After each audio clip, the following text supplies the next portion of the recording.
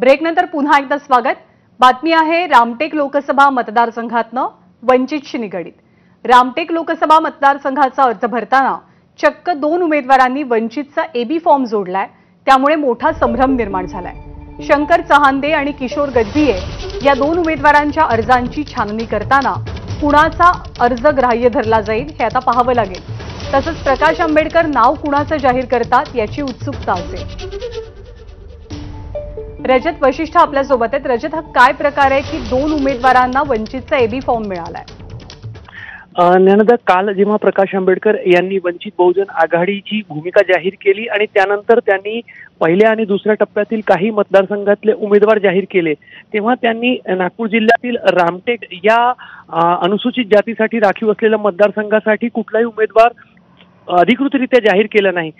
दरम्यान शंकर चहांदे नावाच्या उमेदवाराने 26 मार्च रोजी आपला उमेदवारी अर्ज दाखल केला होता आणि तेव्हा त्यांनी दावा केला होता की ते वंचित बहुजन आघाडीचे या ठिकाणचे उमेदवार राहणार आहे।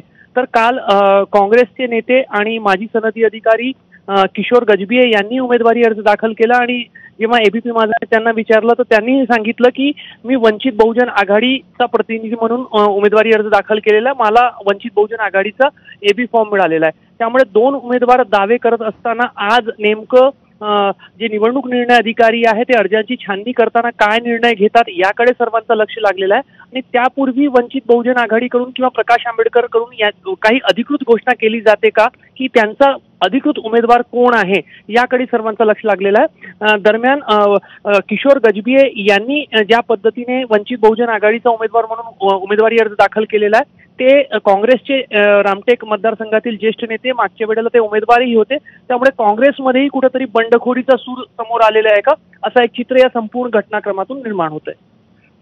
धन्यवाद रजत या माहितीबद्दल। आणि प्रकाश आंबेडकरांना